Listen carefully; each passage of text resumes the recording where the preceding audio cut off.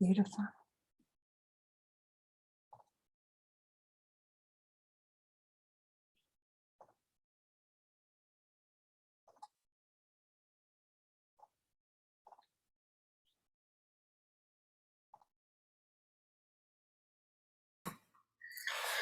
In the Buddha, his teaching and the fellowship most excellent, I take my refuge until enlightenment. By the merit of generosity and other transcendent virtues, may I attain Buddhahood for the sake of all that lives. In the Buddha, his teaching and the fellowship most excellent, I take my refuge until enlightenment. By the merit of generosity and other transcendent virtues, may I attain Buddhahood for the sake of all that lives. In the Buddha, his teaching and the fellowship most excellent, I take my refuge until enlightenment. By the merit of generosity and other transcendent virtues, may I attain Buddhahood for the sake of all that lives.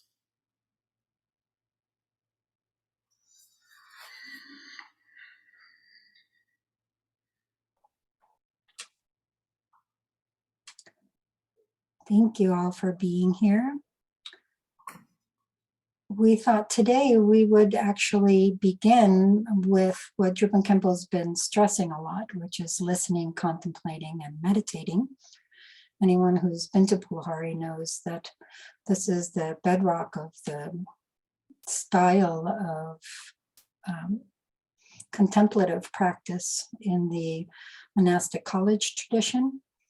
And of course, we spend a lot of our time listening to Drupon Khenpo, but listening is not just, the thing with this system, listening, contemplating, and meditating, is that these words seem very ordinary. So we slap on to the words the ordinary sense of them that we usually carry in our lives. But even listening is quite complex. We're meant to be really inclined, meaning we're already interested in the topic. We're attentive in the sense that we're clear and we're able to take in the material, and we're retaining the material. It's not just slipping right out the second ear after it came in the first ear. So that's what listening means, to have that sense of receptivity that's really able to take in and process and retain the material.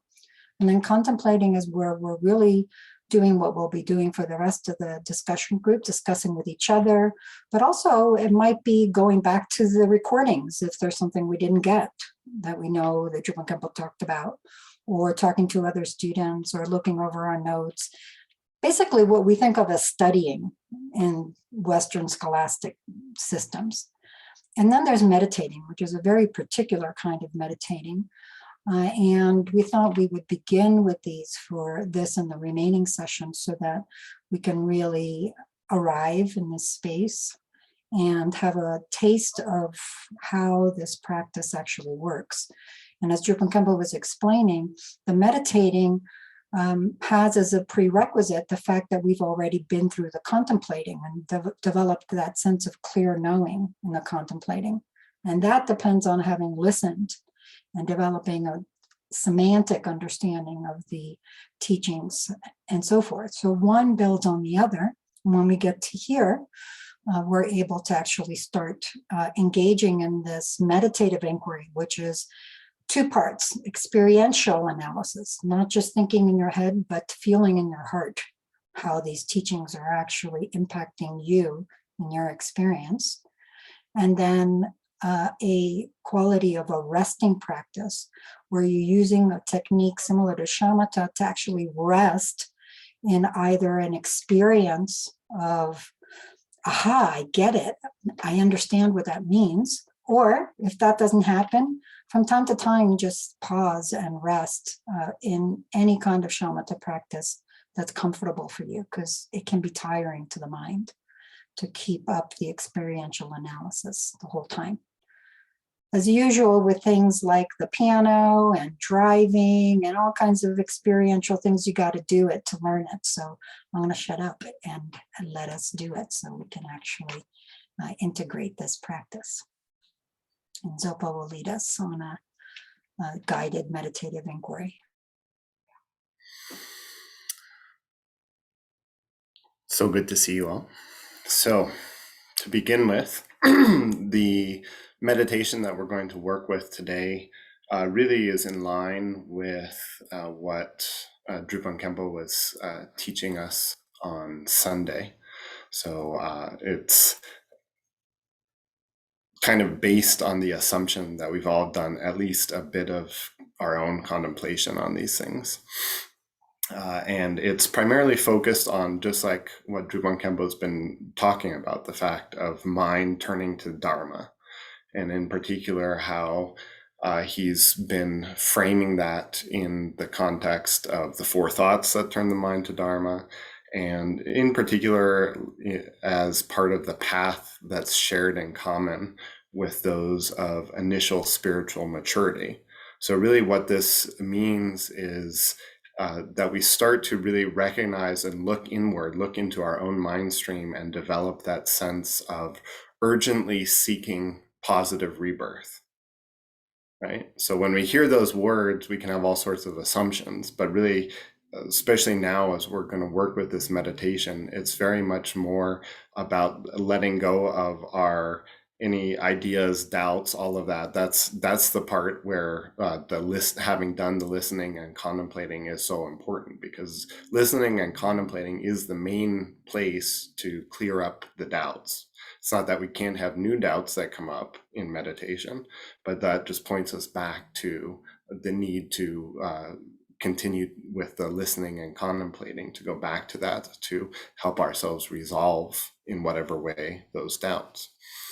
So to begin with, let's just take our seats, which means just pay a little bit of attention to your posture.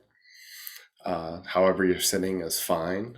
It is helpful, if possible, to have as erect as possible your spine, so that you really feel that flow of energy all the way from the base where you're sitting, where you're supported by the earth on your cushion or your chair or whatever it may be that you're sitting on, and all the way up through the center core of your body, all the way up to the back of your head, almost like there's a little string pulling up from the top crown of your head going up to the heavens, so that you feel both that really grounded on your seat, really present here right now, but also the uplift of energy in your body. And just take a moment to breathe and to arrive here, to feel your energy. We've all probably meditated many, many times before, and so sometimes it can feel rote. We can take it for granted. But this meditation is unique. This is a unique opportunity. You will never have the same meditation again. So just take a moment to experience your embodiment with appreciation and claiming your right, your birthright to this meditation right here.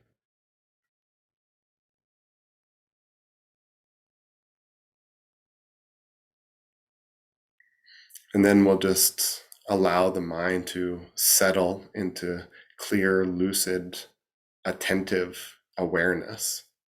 We'll do this by employing shamatha meditation, tranquility meditation, just focusing on the inhalation and exhalation of the breath. So just allow your attention to come to rest on the breath without forcing it, without changing it.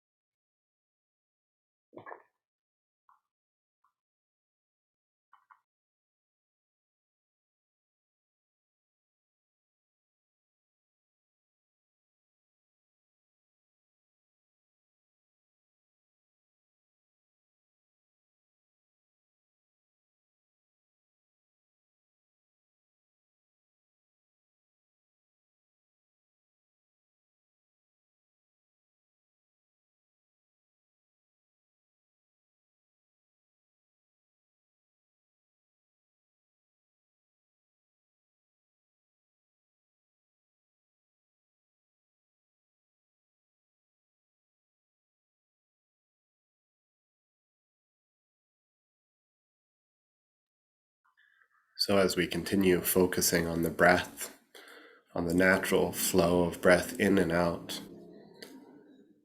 any thoughts or distractions, dullness, whatever it may be, there's no need to push it away, but also don't follow after it.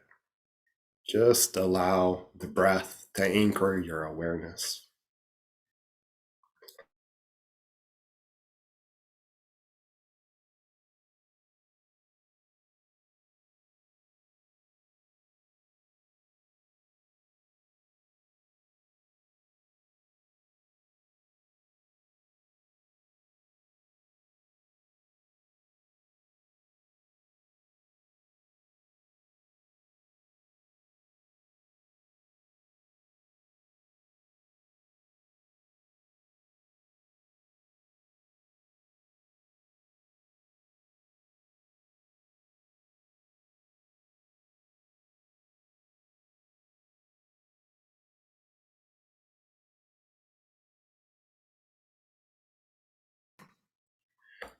And now, in that calm, settled, yet alert state of mind, turn your attention to death, in particular, to the fact, as we all know, that death is coming for us, that it's certain that we will die. And in particular, for this meditation, what's going to happen when we die?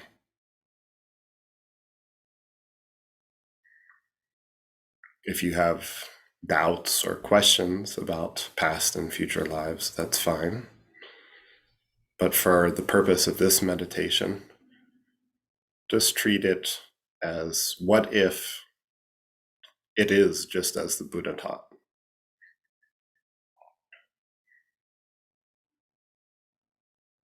So when we die, our stream of mind, stream of consciousness does continue. And where it goes next depends on the karmic actions that we've accumulated in this and previous lives.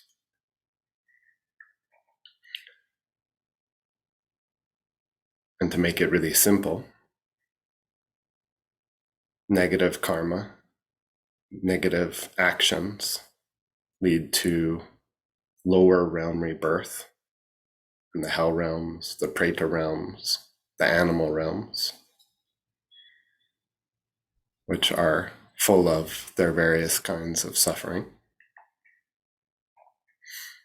And positive karmic actions lead to positive realm rebirth, where the experiences of happiness and well-being outweigh those of negativity, those of suffering, of obvious suffering.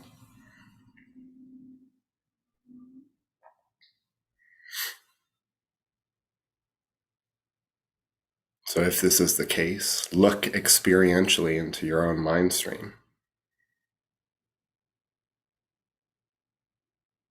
How does it feel knowing I'm going to die and I will be reborn based on my karmic actions?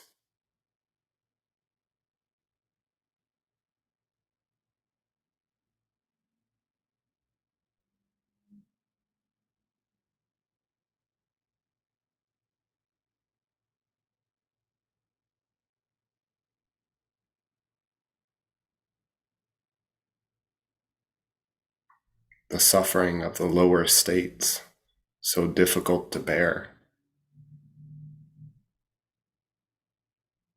comes from negativity.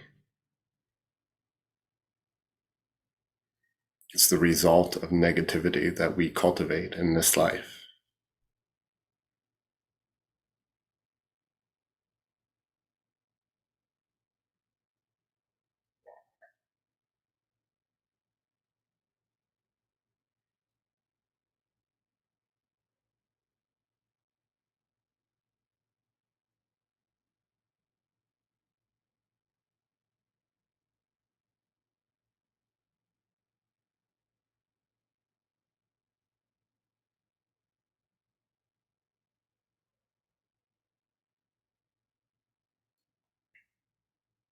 Further, the teachings on karma elucidate that the results are never mixed up. Negative actions never produce positive, pleasant experiences. Positive actions never produce experiences of obvious suffering.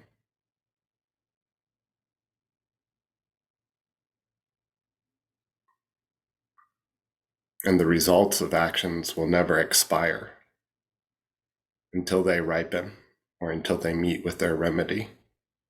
They remain in the mind stream, just waiting for the correct conditions to give rise to those experiences.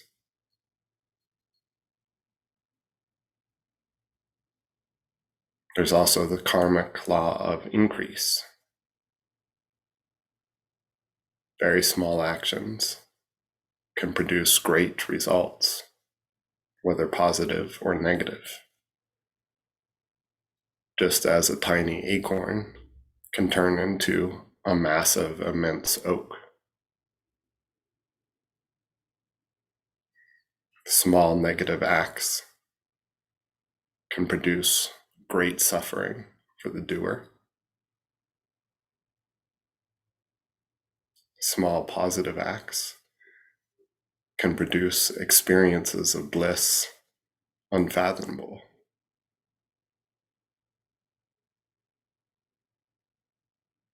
So when I look at my mind stream, what do I see?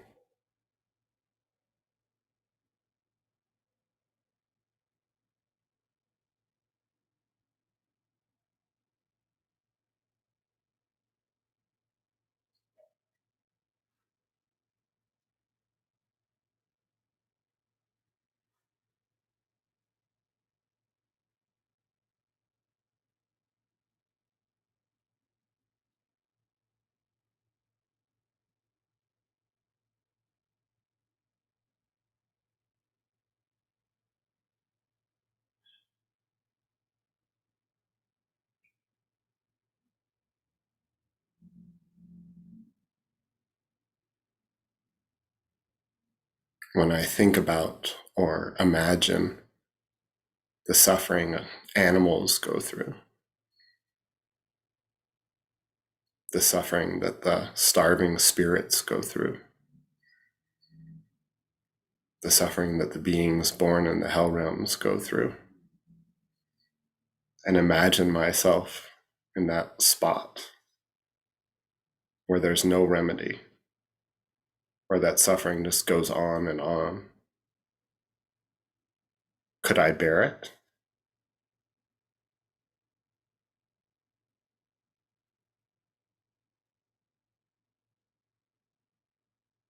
Beings born in those situations have no choice.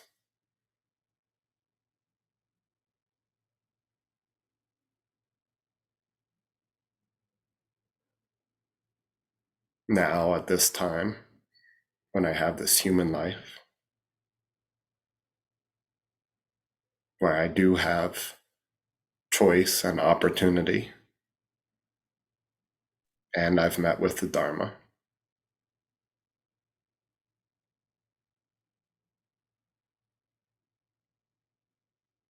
how important is it to use that to ensure that I don't fall into those lower existences? The capacity is in my hands right now.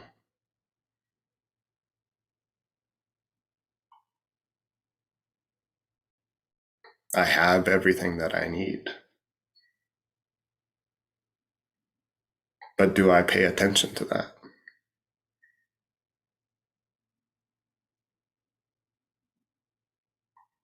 Do I make good use of this opportunity?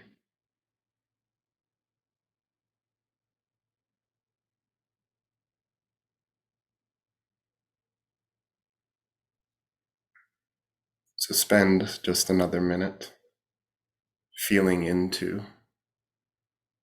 your experience of these questions.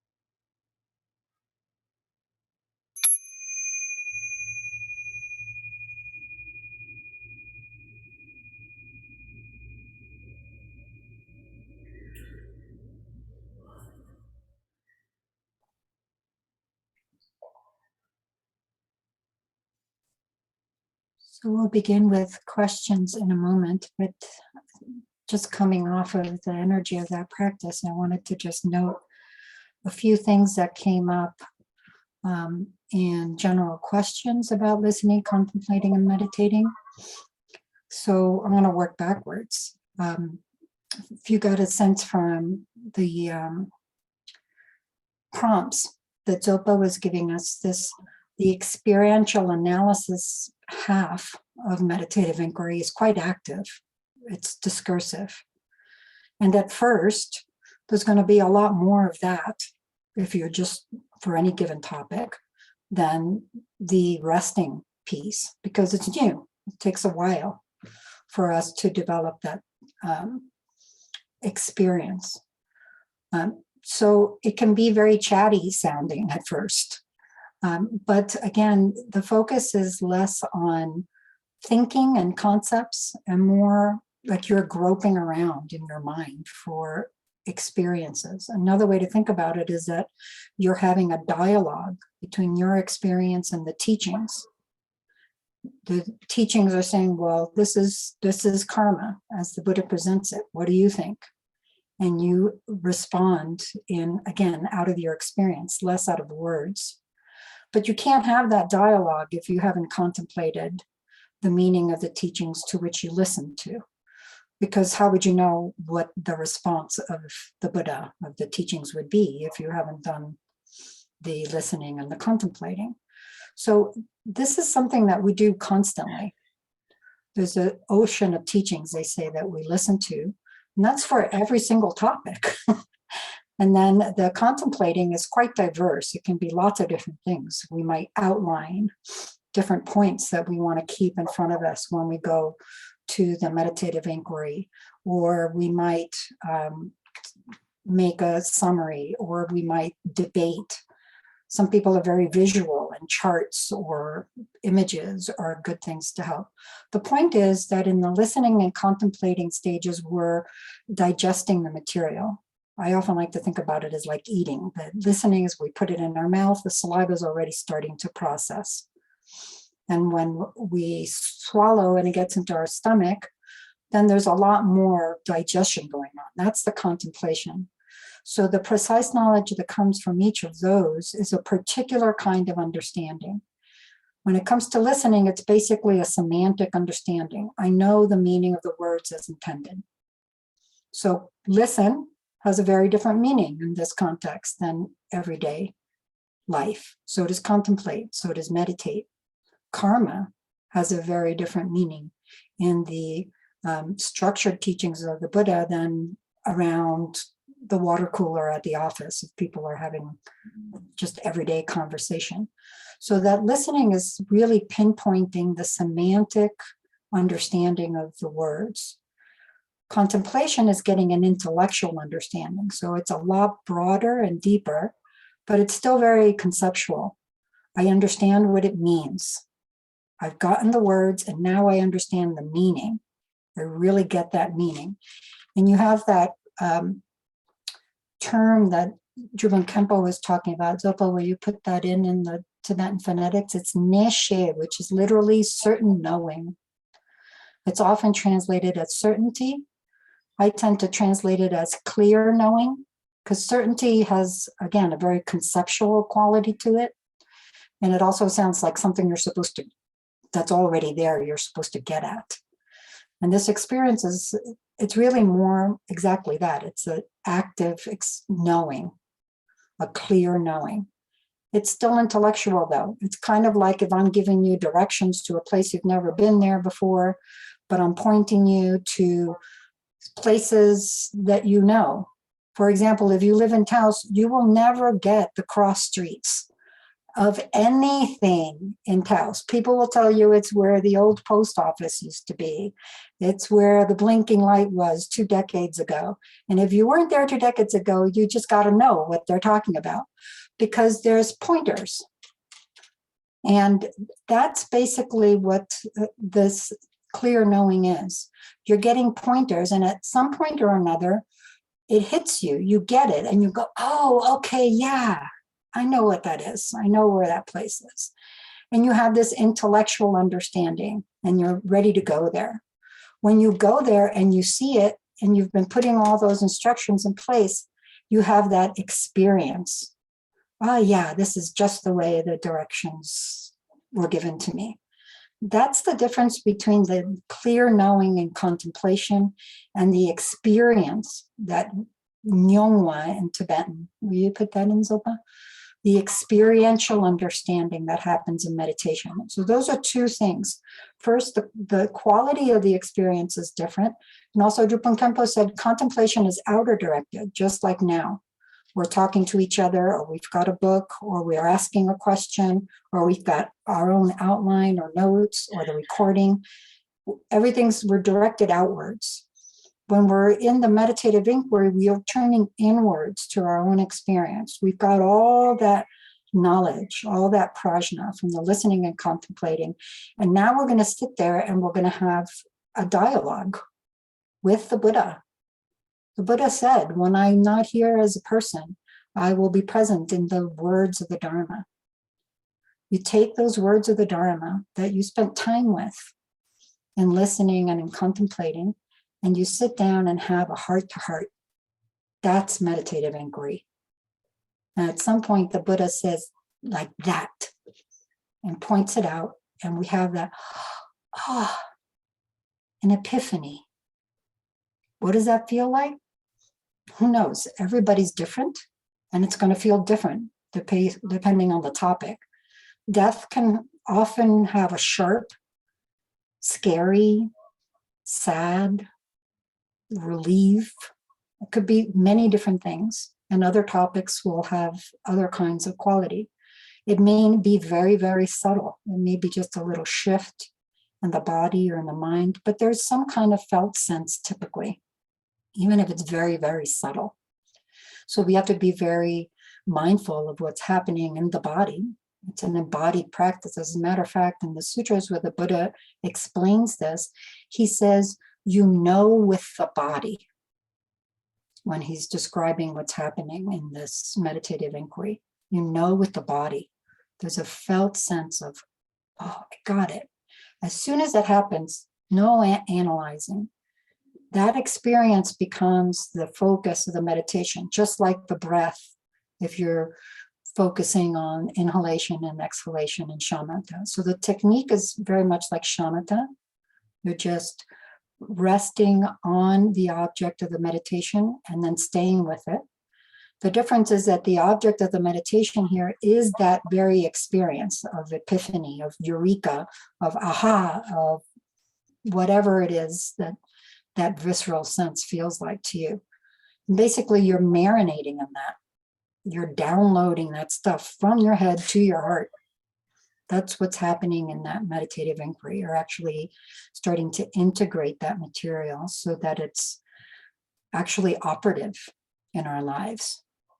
So that's an extremely short summary of what's happening that hopefully covers some of the various questions that came up. I can't stress enough how important it is to listen to Drupon Khenpo's explanation of this again and again. I know from personal experience that I didn't get it for years because I wasn't really paying much attention. It sounded like just ordinary listening, ordinary contemplating, ordinary meditating.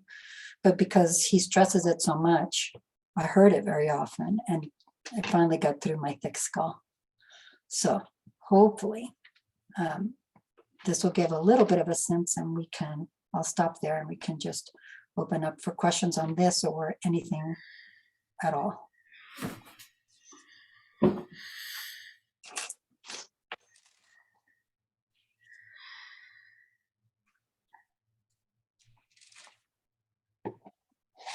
So Lee says, can you speak to the reification of this life? How do we do this? You mean how do we reify or how do we reverse the reification?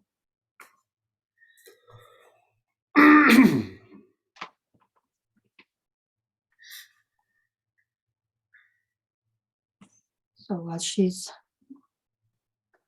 How do we reify? How do we reify? Okay, so First of all, what is this term that I translate as reify? I'll put it in the chat. That's the Tibetan Shenpa, which I think we talked about in the first discussion group. It's often translated as attachment, which is way too weak. Sometimes it's called obsession, even addiction. But when you really get down to it, it's reifying it. How do we reify it? It starts out, hook is a good one. It's when we're talking about the kleshas, hook is very good for Shenpa. Anipema Chudran often talks about that because we reify our kleshas, our anger, our pride, or jealousy, or definitely our self-righteousness. That one's a good one. Those things always hook us. Why? Because we reify them, which means we take them to be real. And when you think something is real, you're going to treat them with seriousness. If my jealousy is real, what does that mean? That means that whatever somebody else did is really terrible, and I'm really victimized. Where does all that come from?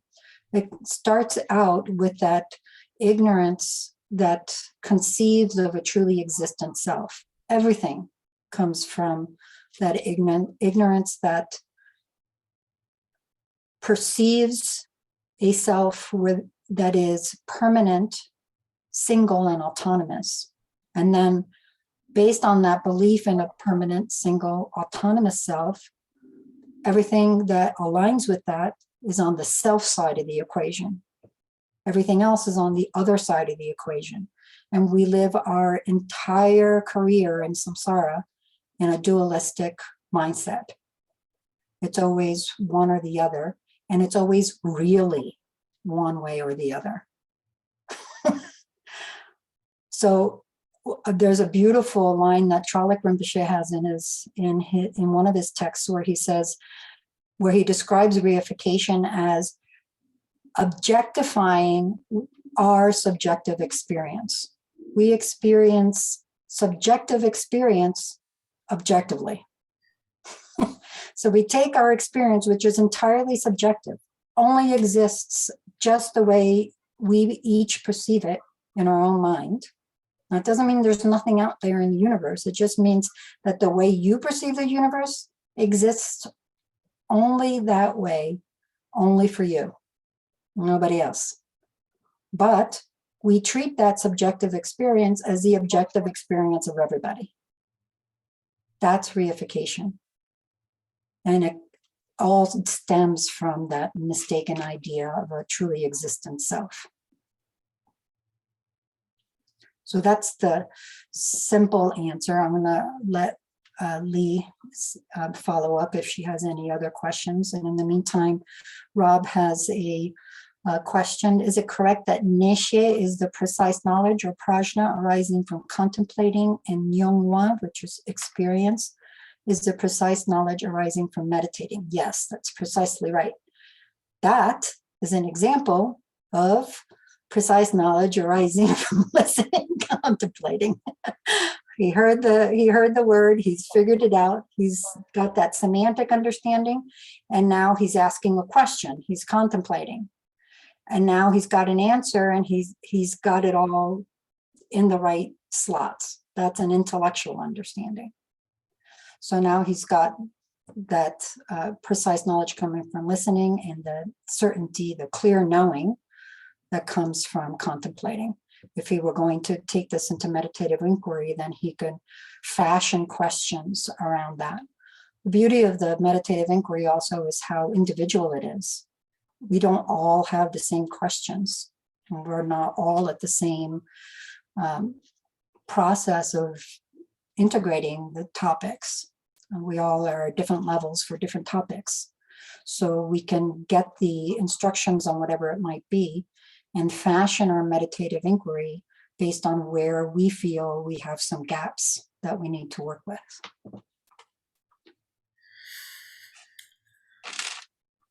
Before I go to step Stephanie and Michelle, I also just want to say in response to Lee's question about reification, that another way we can look at it, we can experience it right now, is you can just look into your own experience right now and like, I want to ask an intelligent question. I want to say something that sounds good.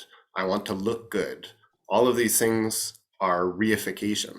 They're reification in the moment, where we're trying to fix experience and make it a particular way that we think is going to bring us happiness.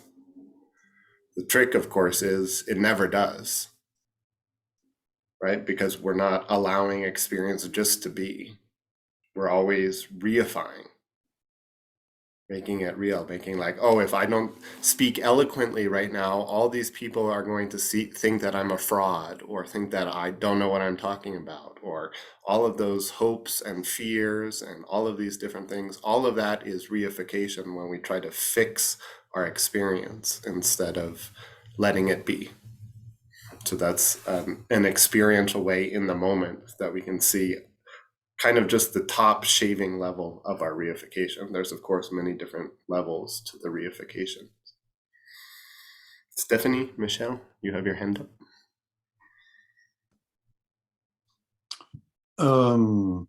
I hope I'll be able to make that question clear. It's a bit complicated. It seems that things are positive or negative. It's like never a gray zone. It's one or the other. That leads me to I think what I understood with the teachings is that the negative rebirths were always in the hell, hungry ghost, and animal realms. Now, as far as I know, the other three realms, including humans, demigods, and gods, are all part of samsara. And they all have twisted things attached to them. They, for example, in the gods realm, if you look at the oligarchs and the billionaires of this world that drive the wars and drive the domination out there, they are in a seemingly God realm because they're completely isolated from the real suffering of the people, but they suffer their own, but it's a different thing. So why is it that in the teachings, negative rebirth is implied as being in the three lower realms? In my view, the three higher realms, or higher, is that a good word? Is that a positive rebirth? Because I never heard the word positive rebirth. Where is that positive rebirth? There was no mention of it. In what realm is it, or whatever? But it seems to be implied that it should be in the three upper realms. So that's my simple question. Thank you. I think that is clear.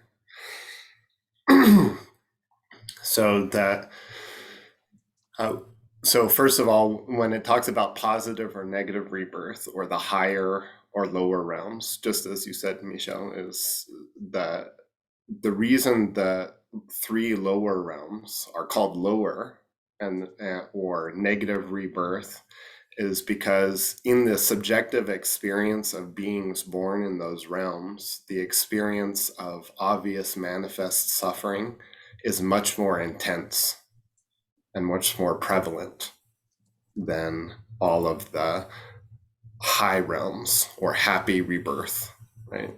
As Yeshe just put in the chat, right?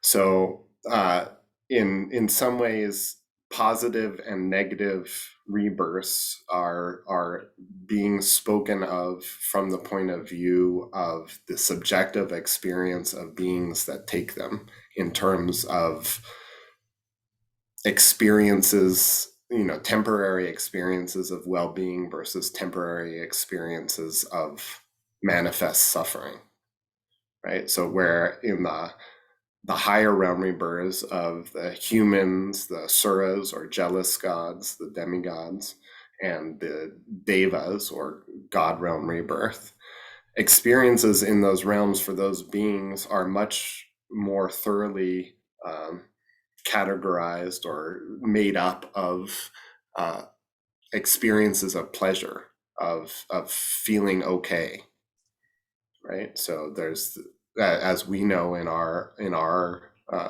current position as humans, right? We have experiences of suffering. We have experiences of well-being, of happiness, of pleasure, of all of these different things.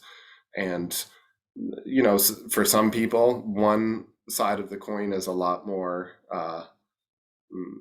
exaggerated than the other in their experience. But in the Buddhist teachings, compared with the lower realm rebirths, our experiences of suffering are very minimal.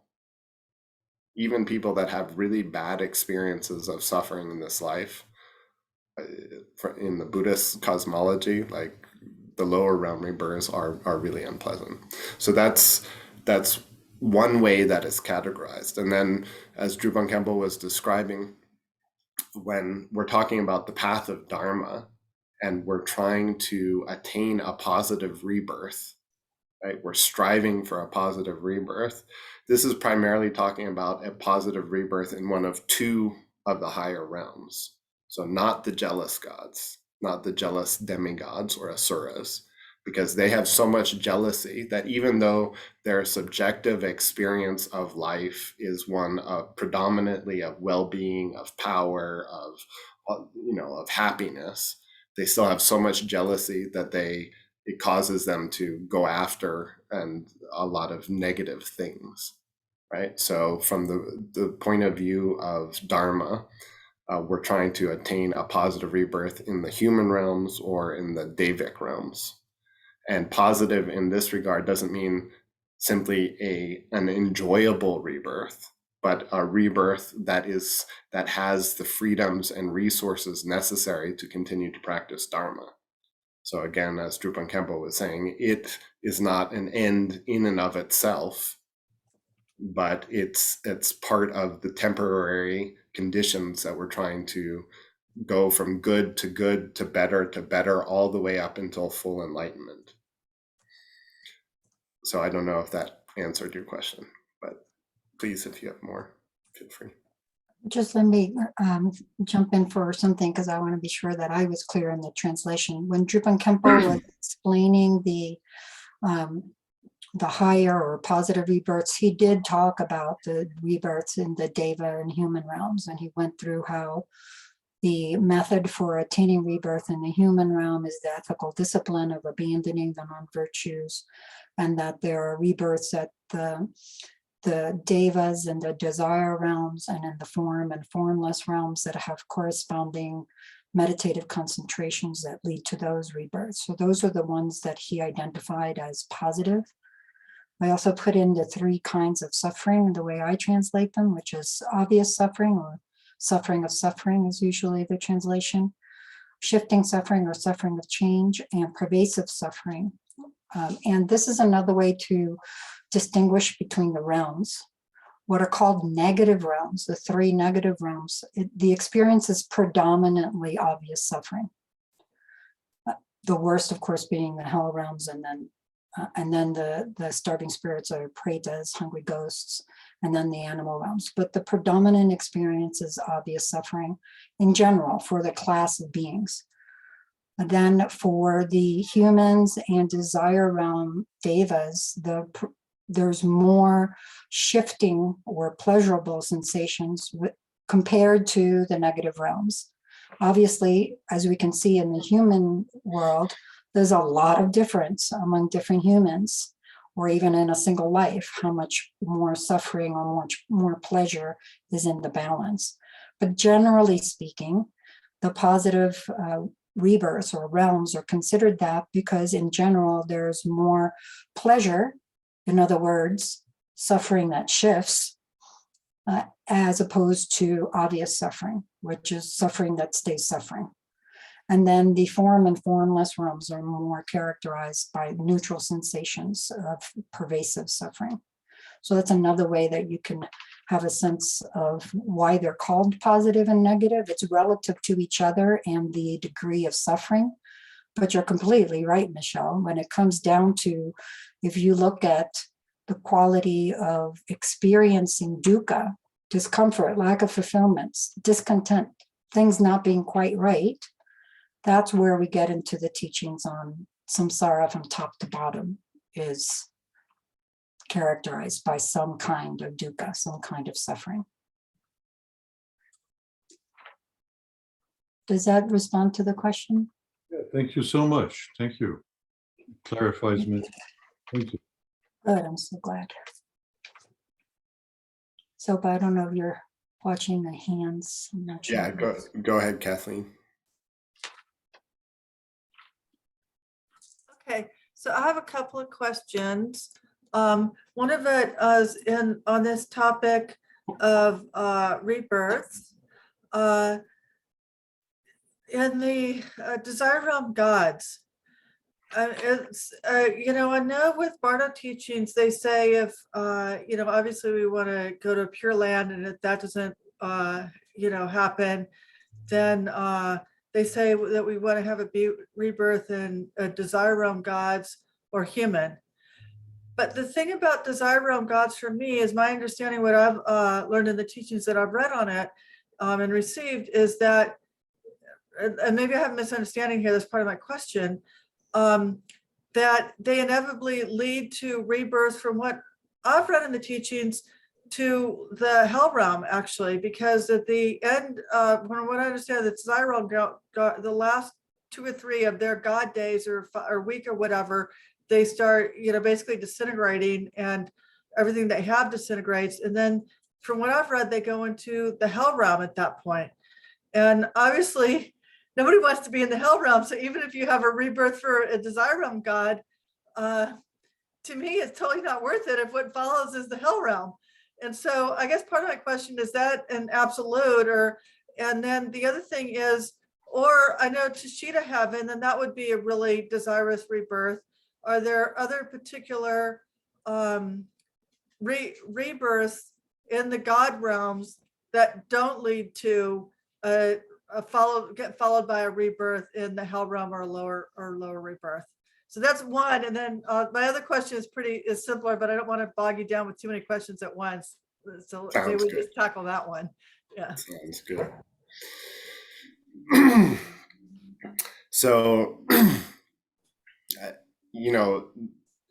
every being's experience is individual, and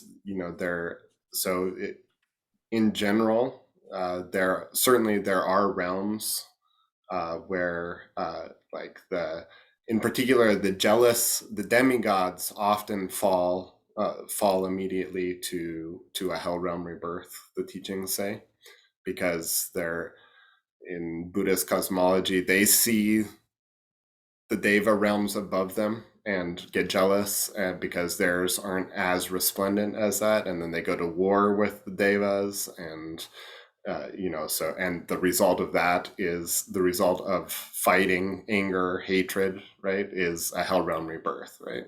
So it's kind of a general topic, right?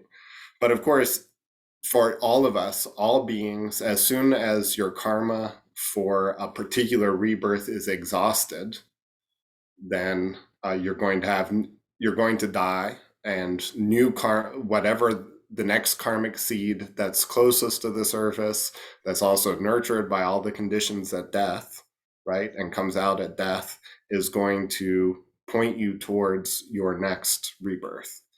And even in that state, there's always the chance, especially if we've been practicing, to respond with non-attachment, non-aggression, non-aversion, which closes the door to lower realm rebirths, right? So that's part of the reason why we practice, part of the reason why we do it. But in general, it's not necessary that beings born in the God realms always must immediately take rebirth in the lower realms, right? So the teachings say that certainly there are God realms where the gods practice Dharma, right? And so what's the result of that? The result of that isn't a rebirth in the hell realms, right?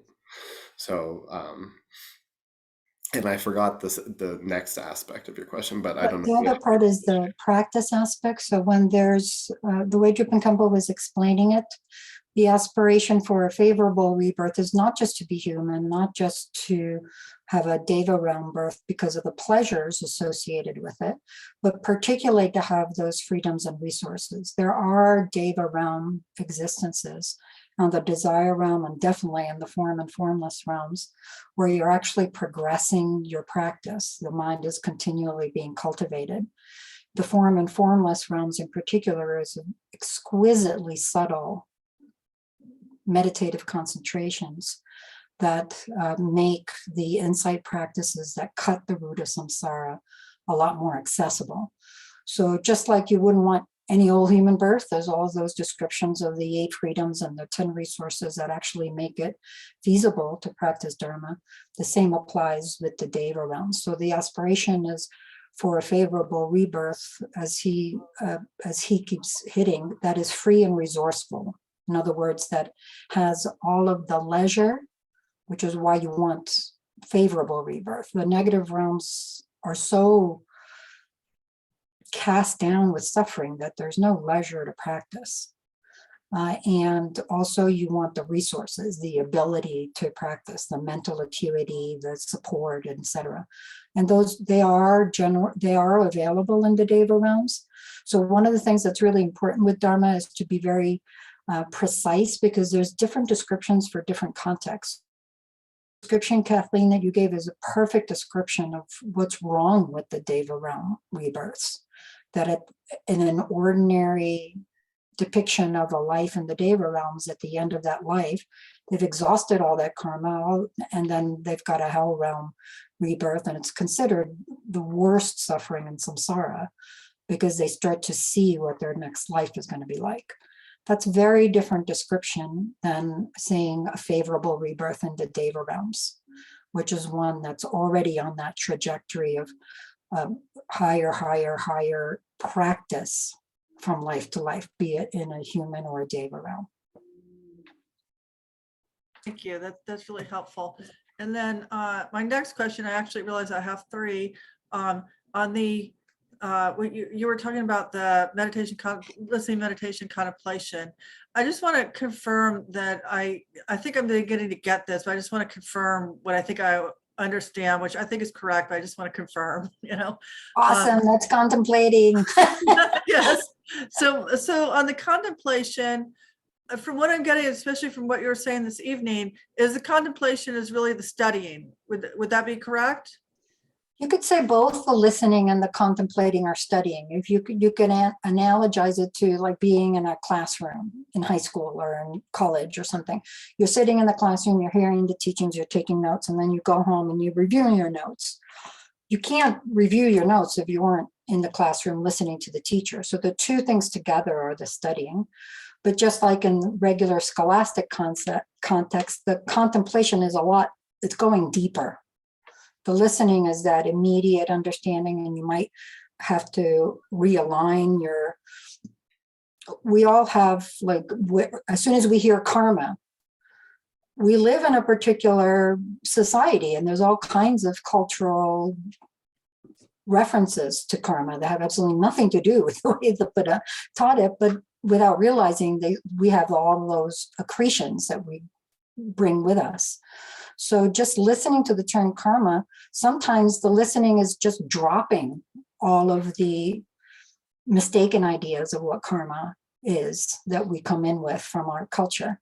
And then contemplating is actually affirmatively filling in those blanks. What did the Buddha say about this? What exactly is reincarnation? What is rebirth? And so forth. And what is not, what did I think the Buddha was saying that he didn't actually ever say? So the contemplation is getting more into the substantive pieces of it. Okay, and then on the meditation one, which is what I think I'm beginning to get my head around a bit. Good.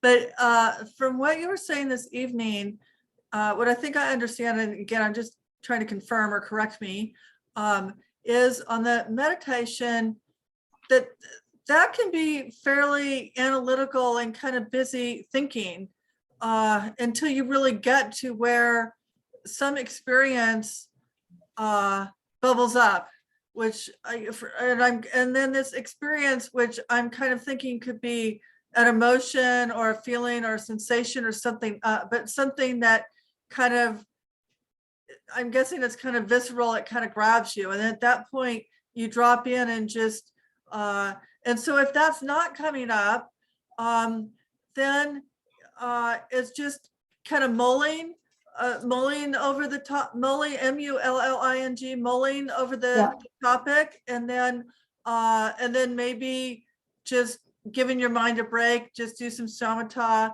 and then go back to the thinking or mulling again. Is that, do I understand correctly that meditation step? That's a great question, because it really starts to pinpoint the difference between what's happening when we're contemplating and what's happening when we're in the experiential analysis part. So the reason I call this meditative inquiry is because it's really getting at the two pieces. So the meditative part is the resting part, and the inquiry part is the experiential analysis part.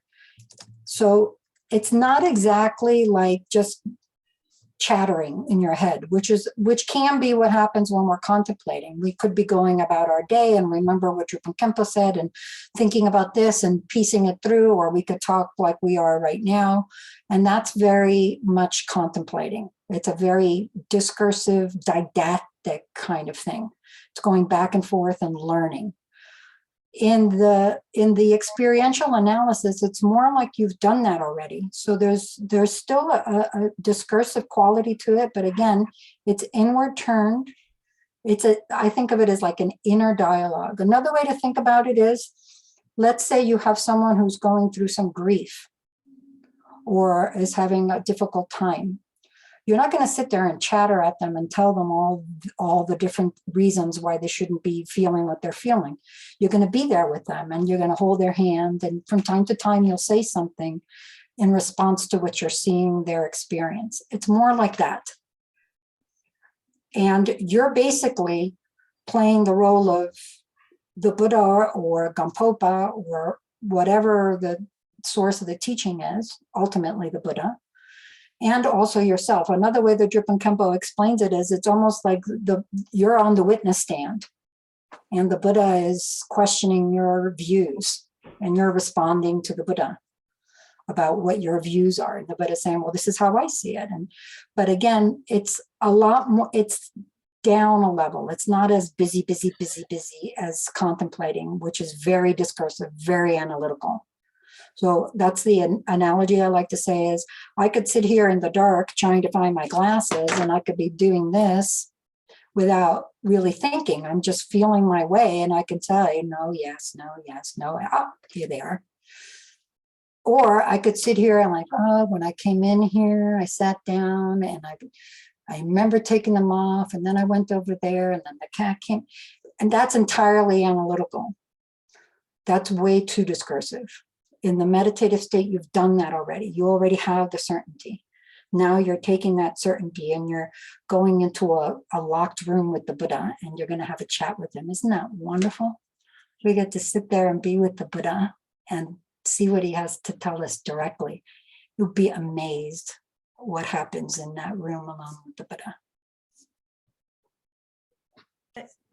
Thank you, Yeshe. That's lovely. And my last one's a pretty, I think, a quick and easy. On the subject of karma, does our thoughts create, even if we didn't act on the thoughts, but we're thinking either positive or negative, particularly, I'm most concerned about negative things, you have malice or these sort of things, and you don't act on it, and maybe you didn't say it, but you thought it. And then likewise, the converse would be true if that is, about positive, I guess that maybe this might be in prayer, but does that also, the thinking without acting on it or saying it, does that also create negative karma? Yes. Okay. Yeah. So there's there's of the 10 non-virtuous actions, and likewise of the 10 virtuous actions, right, which are kind of broad categories, right? There's 3 negativities of physical actions, 4 of speech, and 3 of mental, right? And just like you mentioned, malice is one of them. Ill will, right? That's a negative action, right? So it is in and of itself creating karma. So when we look at that, then we, that can spur us even further to take refuge in the Buddha and practice. So we can talk more about all of this, but we're just a little past an hour. So I'd like for us to dedicate the merit that's come from this brief listening, contemplating, and meditating that we've all done together. And then Yeshe and I will stay around, hopefully to answer Gauri's question and anyone else's question. Having attained omniscience by this merit, may I defeat the enemy wrongdoing and liberate all beings from this ocean of suffering with its surging waves of birth, aging, illness, and death.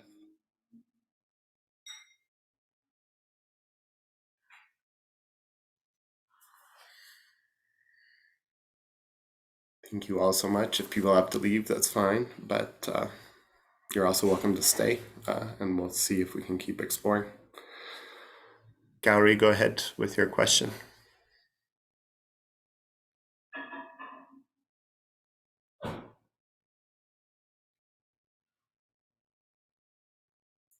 Yeshe,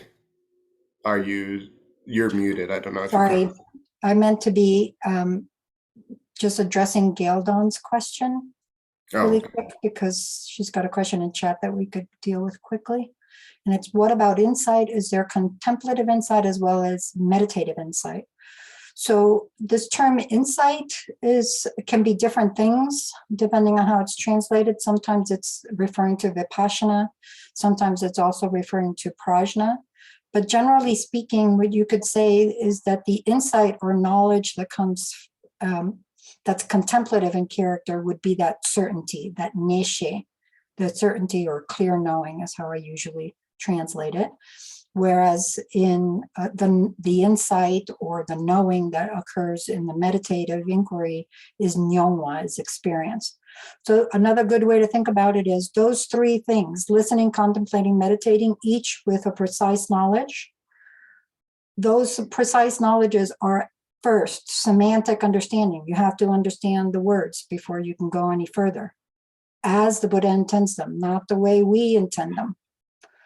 Next, intellectual understanding. So now you know the words and the meaning as intended on various levels. So that's that contemplative, clear knowing. And then third, experiential understanding. That's what happens in the meditative inquiry when that experience arises. So you're basically absorbing the clear knowing that happens in the contemplation, just like we left the food in our stomach last, digesting, but then what happens after we digest or contemplate is the body sends it all to all the different cells where they can absorb it and actually use that for energy. That's what's happening in the meditation. The mind is absorbing that prajna, and it's actually becoming our view. It's actually running our life instead of ignorance running our life. Not so minor. Okay, Gary, sorry to pause there, but go ahead. No, it is helping me anyway to shape my questions. Okay, yeah, I hope you can hear me now. And yes, my question is going to have 2 parts. The first one is Drupon Khenpo was saying when he was talking about karma's inexhaustibility, good or bad karma will sprout unless we rectify it or take a remedial action to counteract. So are we going to talk about how to counteract what all the steps required for bad karma not to sprout? So that was my one question. Are we going to cover it in this course? That was my first question. The second is, if I want to visualize karma in action, is this a correct visualization? So this karma is it's every moment something is sprouting, karma is coming into manifestation. Isn't that right? Every moment to moment, something happens, something we did in the past is coming into fruition every moment. Is that a correct visualization? Yes. Yeah, in many ways. So answering your second question first, that in many ways that is the description of, because as Yeshe was mentioning earlier, everyone's experience of world, of the life, is changing every moment to moment. And the way things appear to us, the way we experience them, is based on our karma. So karmic seeds are continually sprouting, and we're continually depositing more karmic seeds in every moment of our physical, verbal, and mental actions. Every moment of it is continually putting more karmic seeds down into our alaya vijnana, our basic consciousness, which then continue to arise as the experiences of life and death and bardo and rebirth and life and death and so forth. So it's exactly like that. And then in term, go ahead.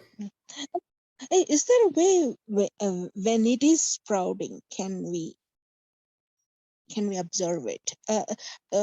Is it a vipassana is a tool to observe what is sprouting right at this moment? So like your experience right now is the way to observe it. It's just we don't see it as karma, right? We think it's real. We think the wind is blowing the tree out there. The door right behind me is real. It's the same door it was a minute ago. But actually, that is karma sprouting every moment. I'm not sure if I understand your questions, so go ahead. No, I think like in a quantum mechanics, once you observe, its effect is nullified. Is that a way to nullify the effect of a karma? This was my second. I see. No, you still experience it, right? And especially when karma is arising. But then the question is, if it helps you not to reify it, if you don't respond to it with attachment to pleasant, positive things, aversion to things that we don't like, or apathy to things that make us feel neutral, if instead, if recognizing it as karma, as karmic happening, karmic ripening, allows us to stop thinking, oh, this person who's yelling at me really is a bad person because they're yelling at me because I find it unpleasant. And if instead we start to recognize, oh, this person is yelling at me partially because of the seeds of my karma coming up, is the way I'm experiencing it. Now I don't have to feel so much anger at the person, but I start to recognize, oh, they're also being driven by these things. And if we can act out of compassion or love, or just even if the action is just perceiving it that way, then it's not that it nullifies the experience in that moment, but then the negative karma that we're experiencing as manifest suffering ripening in that moment is exhausted, and what we're laying down is positive karma, right? That's leading us further towards the recognition of things as they actually are. Okay. Yeah. My first question is, I have heard before in some other teachings that for greediness, generosity, developing generosity is counteracting greediness. That kind of a nullification are we going to cover in this course? Was my I question. can take that one. I wish I could tell you what Drupon Khenpo is going to do because it would make my life a lot easier, but I never know what Drupon Khenpo is going to do. So I can't tell you for sure that he will or won't do that because he's got his plan of how he's going to address it. Generally speaking, of course, there are practices like Confessions to the 35 Buddhas and Vajrasattva that actually purify karma, which you're talking about, for example, using generosity to counteract or neutralize greed is really addressing habitual tendencies or strength of our kleshas. For example, if we know we happen to be very greedy, in addition to purifying past karma, we can also in the present, in the moment, when greediness starts to happen, we can bring a sense of generosity to the mind, either actively by giving or by doing mandala offerings or visualizations. And the idea there is that we're actually overcoming or neutralizing that mindset as it's active. So it's slightly different. I also want to share something about on the screen that addresses your question about the about karma ripening from moment to moment and how we can visualize that. Anybody who's heard me translate before knows I have a deep antipathy for the word visualize because it gets used in ways that's very limiting. So grain of salt with this because I usually don't like to do visual things, but here's a sense of how you can get an idea of what's happening. If this is what we call the alaya vijnana in Sanskrit, or the all-base consciousness, which is basically a layer of consciousness that holds all karmic seeds. It's all the time a stream, a continuous stream of movement with all these karmic seeds constantly coming up off of that seed, sort of evaporating up, forming clouds and all kinds of beautiful things in the sky that we then have some kind of immediate feeling towards. We like it, we don't like it, we couldn't care less. And based on those, any number of different kleshas arise, which corresponds to those three general categories. If we like the thing, we're attached. If we don't like the thing, we have aversion. If we couldn't care less, we have apathy. So what happens? These karmic seeds come up off of the alaya vijnana. They create an experience for this life, which we respond to. And as soon as we respond out of klesha, that brings karmic seeds back down, new karmic seeds down. So then there's basically this constant precipitation of karmic seeds fruiting, creating some kind of experience all over the place, and then coming back down as new karmic seeds that will then in the future arise as some other set of experiences that we respond to with kleshas, and those kleshas get deposited. And so there's this, that's another way of thinking about cyclic existence. In fact, when we think about interdependence, there was a question about interdependence a while back. The subtlest interdependence is that relationship between the all-base consciousness, our sense consciousnesses, our afflictive mentality, all of the various kleshas that seize on those experiences and deposit new seeds. That's a constant cycling. That's also interdependent origination, one leading to another to another. But one way to think about it is that there's a constant cycle. If you look at the 12 links, that's also another way to sort of get in there and cut that continuity. And the main places where we have the ability to do that is, the main place we could say is feeling. As soon as we experience anything, there's an immediate positive, negative, or neutral kind of response.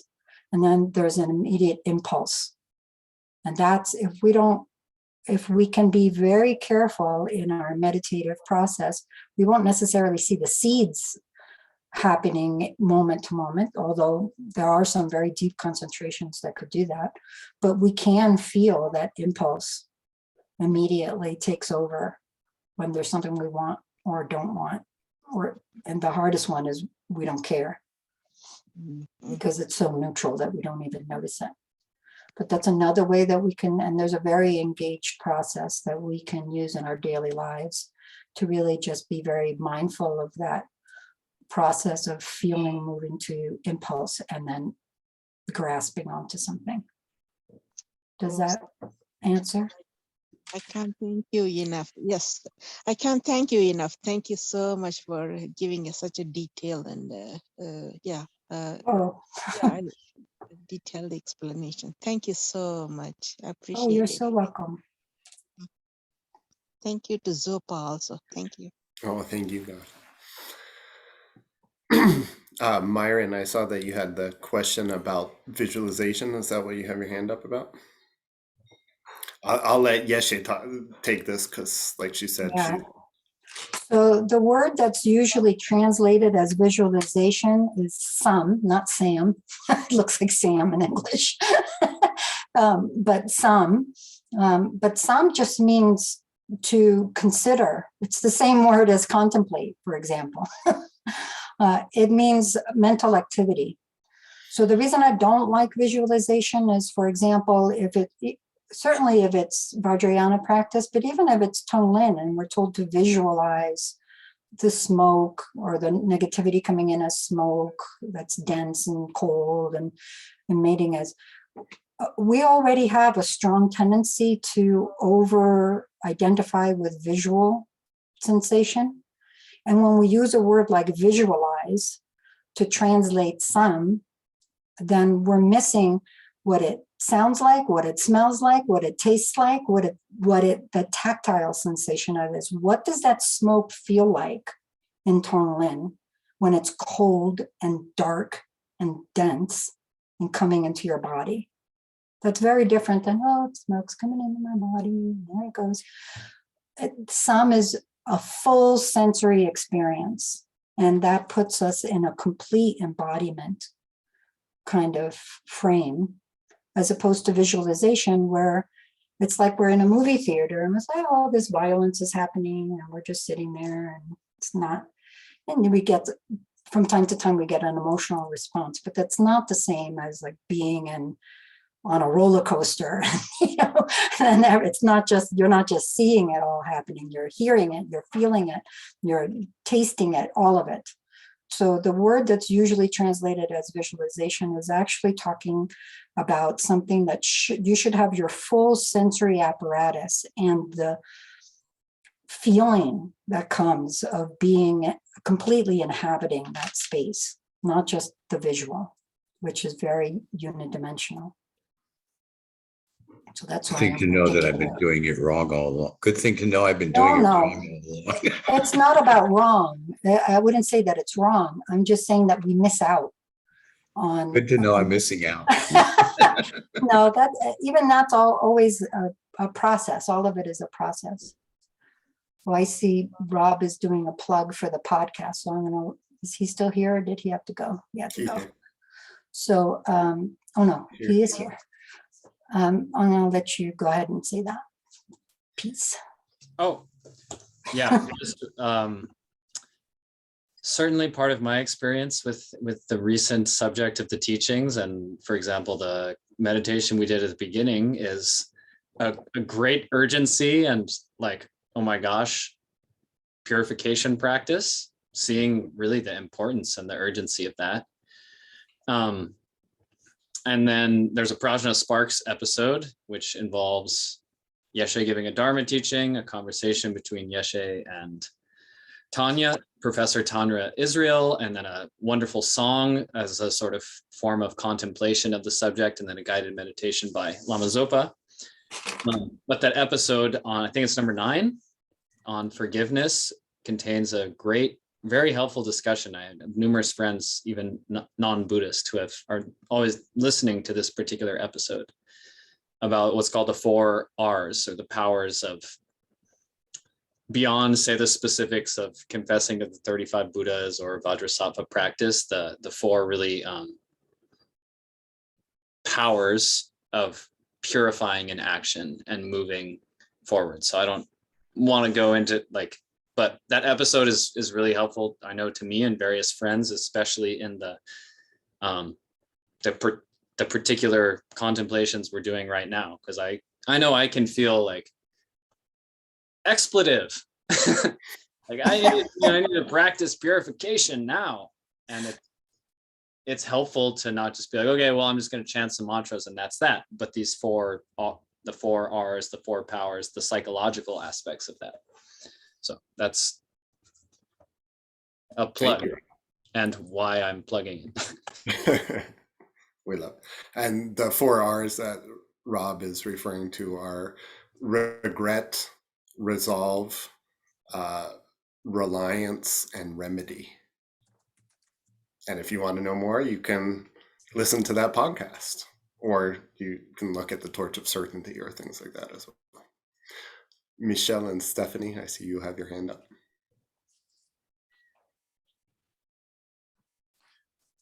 I guess the question is about, it seems to me that there's a cultural effect around the definition of what is positive and what is negative in terms of producing karmic results. And let me just an example that it's quite an extreme example. However, when I say related to culture or the laws of a country or whatever, I think in the US, some states have a law called stand your ground, which means that if somebody roams on my piece of land, I can get my gun out and eventually maybe even shoot the person.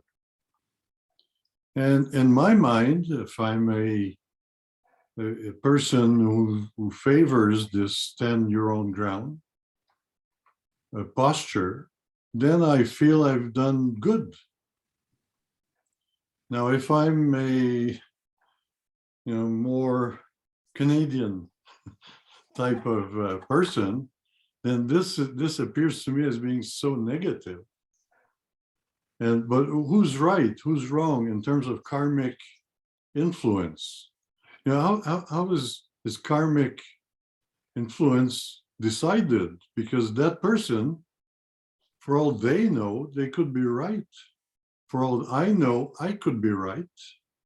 But we have very opposite points of view. So when we say something is negative, something is positive, relative to what, I think is my question. Well, first of all, I just want to give a shout out to Myron's answer. I love that the Buddha is right. Yeah, totally. But I think that the main thing is because Buddhism really is about addressing happiness and suffering, right? The recognition that all beings want happiness, genuine happiness, and want to be free from suffering. And that's really in the teachings, what is positive is that which leads to happiness, and what is negative is that which leads to suffering. So it doesn't depend, as it's not like a person's beliefs affect whether or not something is karmically positive or negative. Like if the person believes that they've done something well by shooting somebody else, that doesn't change the karmic impact that they're going to experience. Go ahead, Misha. But just a reaction about this, because if that person who believes this has shot someone, probably feels happier now because the person feels he or she protected her property, her family, or whatever. Right. Yeah. So in that sense, if they feel happier, does that mean that their karmic no? So there is appropriate. Right. No. So, I mean, this is one of the very tricky things with karma, right? Because one of the arguments that people often bring up with karma is they say, okay, well, if, for instance, stealing or killing is a negative action that inevitably produces experiences of suffering for the doer, then what about people who kill and feel happy? Or what about people who steal and that gives them this rush of pleasure? Doesn't that disprove? But the problem is we're looking at too narrow a fixed point in time. We're confused.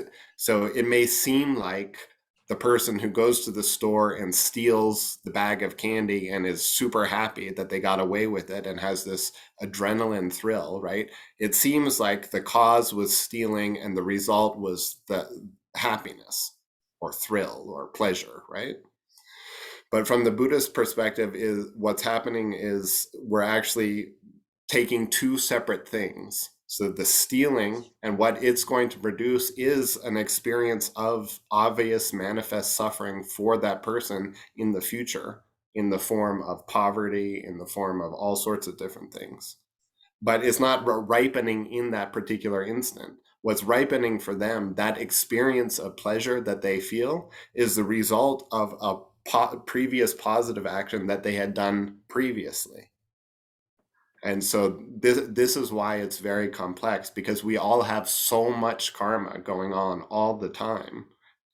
And every single cause has multiple results. Every result has multiple causes, right? So the Buddha said, in order to be able to like differentiate karma, you have to be fully realized. But in general, and I see Yeshe wants to say something too. So Yeah, this is very much what Drupon Khenpo was talking about a while back, where he says all beings want the happiness. So to use your example, Michelle, this individual who's standing their ground is wanting the happiness of protecting themselves and their family and their property, but their actions are at cross purposes with their intention.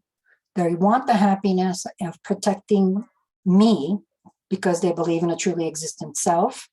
And then all the family and property that goes with that self is also part of on the me side of things. But they're going against the grain, and their actions are actually causing suffering, as Zopa was just saying, very far down the road. So what makes something positive and negative is not our ideas. If that was all it was, it would be easy. What makes things positive and negative is not that the Buddha said so. What makes things positive and negative is that some things are in alignment with the true nature of things and some things aren't. And when they're in alignment with the true nature of things, things move smoothly. Positive things happen. When you go against the current, negative things happen. And worldly conventions are very, very often the opposite of the way the Buddha Dharma lays things out. So this is a perfect example. It's a very sad one, but I think you have a perfect example of how that plays out in the world. Thank you. Thank you so much. Thank you so much. Thank you for the plug to Spotify. I forget all the places you can find it.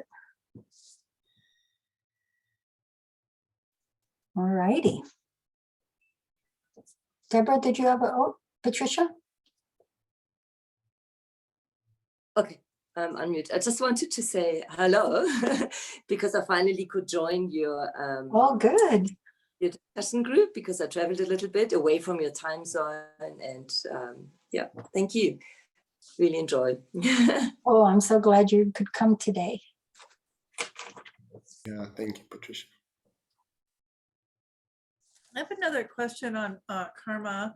I'm doing His Holiness Karmapa teachings right now at the same time, and these are really meshing together well. I'm finding it's almost like they're coordinating. So this is something His Holiness Karmapa said regarding karma. And just a minute, let me think so I can remember it correctly. No, he's talking about Mingyur Dorje. And just a minute here, let me think for a moment. Oh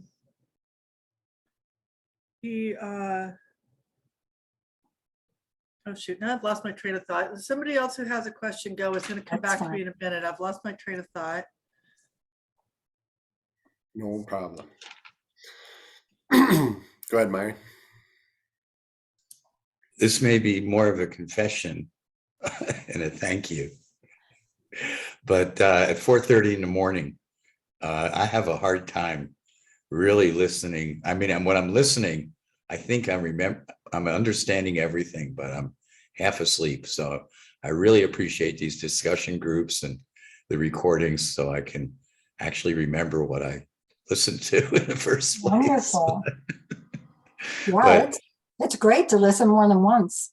yeah, so I got to go do it at least twice. Yeah, it's a good way of doing it. And this discussion group really brings out the essence. So I appreciate that. Oh, I'm so glad. Thank you, Myron. Always a joy to be with you.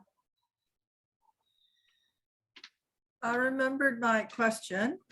So someone just come up with it was talking about Mingyur Dorje and that he'd done a lot of positive things for a lot of people, but they often would turn around and do really negative and harmful things to them. But he said he never gave up on them, and because he understood the karma of the situation. And he understood that if somebody had done something to harm him, that was because in a past life, he had done something to harm that person. And this was the ripening of that karma. And the teachings I've received on karma, which are not extensive, but what I have received, my understanding with karma is it's not a direct line. You know, this happens and you stole it in a future life, in a past life, and now somebody's stealing from you. It doesn't necessarily go like that. And you know, in this example of somebody causes harm to you, I'm wondering, is that situation a little more direct with karma or not? Does that mean that you necessarily harmed that particular person, or it's just the negative karma of harm that one is caused to, could be anybody, that particular person or anybody else that's now ripening in this karma that somebody is you know, causing harm to you? Well, one of the great things is that it wasn't you that harmed the person in the past. It wasn't them, right? It's a different body for both of you, different stream of consciousness, different, you know, but in the stream of consciousness of the individual, right, there is a connection. And just like Khenpo Sutram's Gyatso's Rinpoche's song, all you beings I have a good or bad connection with, right? So whenever we do anything, we're making a connection with that being, right? Positive or negative, right? And so in many ways, until we're fully enlightened, it's impossible to tell, like, oh, was this, you know, this experience of harm, like if I stepped on an ant and now like all of a sudden somebody cut my arm, like are those two beings the same, or is that the same being? Or, you know, it's impossible to tell what exactly caused what, but we can have certainty that if we're experiencing something negative, something that feels like suffering to us, that someone's yelling at us or hurting us or any of these different things, that at some point in the past we did some negativity that is now ripening, and that made that connection with that being. So it is a one-to-one. If somebody's causing harm to me on their mind stream, my mind stream continuum, their mind stream continuum, I must have caused harm to them in the past, not in this particular body, but to whatever their mind stream inhabited and my mind stream inhabited. But it was some sort of an interaction between the two of our mind streams. Do I understand you correctly? That's a very simplified way of putting it, but you could treat it that way. It's anything you say about karma is necessarily going to be radically simplified, because it's the kind of thing that the Buddha said only, not bodhisattvas, only fully enlightened Buddhas can actually understand all the implications of karma, because it's so intricate. So anything you say is going to be a dramatic simplification, but you can always say, if it wasn't my karma, it wouldn't be happening to me.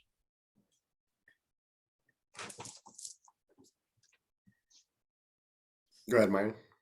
My misunderstanding of karma currently has to do with this alaya thing in my own stream of consciousness, that I create these habitual patterns that then blossom again and again and again and again. And it's really not me or somebody else interacting from the past or whatever, but it's on my own confusion of habitual patterns. And if I'm paranoid, then I think everybody's after me, and that's my paranoia, as opposed to an actual connection of, oh, I stole something from Joe, and so then I lost something today, So, but that's just my simplified confusion. Yeah, I mean, I think that's also a simplification, but I think it's more subtle, because you're going down to a level where it's neither here nor there, whether it's another person or not another person. You're going down into your own consciousness, which in the end is all we can do anything about. So it's definitely on a more subtle level.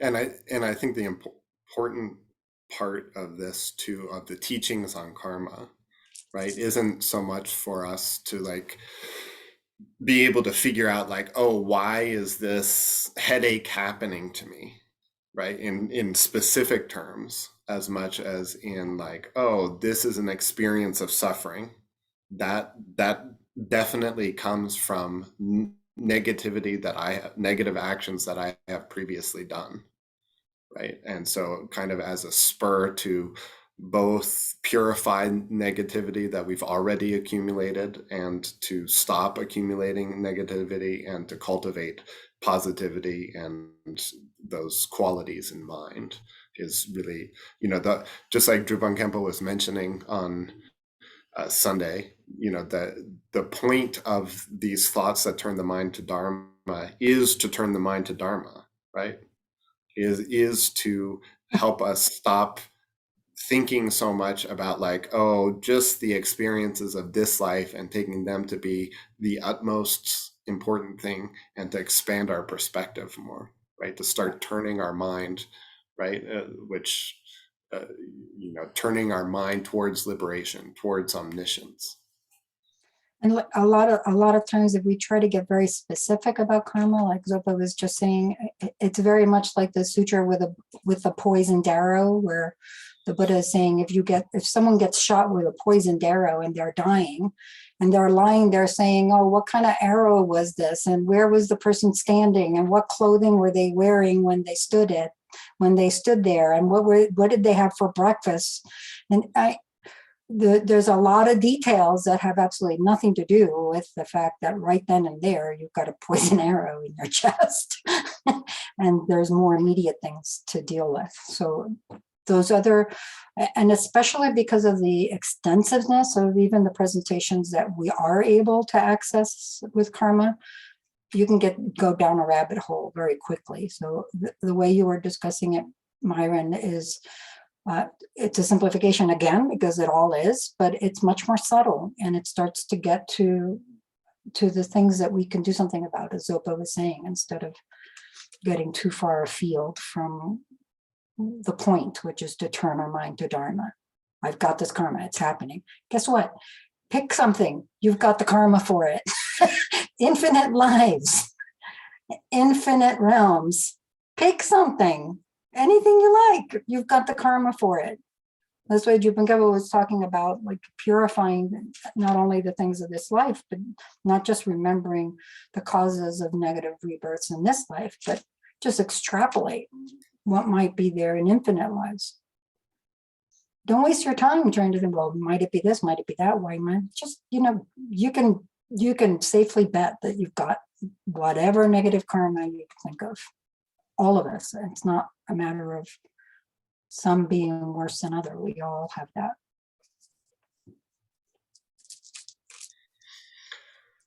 Well, thank you all so much. We got the teaching tomorrow, so I don't want to take all of our thunder. So hopefully we'll see you all tomorrow. And thank you so much for joining. Thank you. Have a good evening. Good night, or wherever you are. Down below in the stream of light.